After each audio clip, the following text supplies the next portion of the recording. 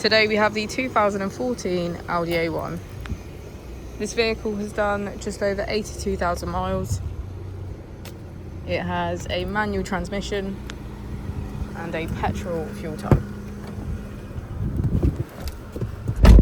To the left of our steering wheel we have cruise control as a feature, and on the right we have voice control and automatic headlights. Moving on to our screen, we can access information, navigation, smartphone integration and menu. We also have radio, media, tone and car. If we put the vehicle into reverse, we can hear that it comes with parking sensors. And just below our screen we have our AC.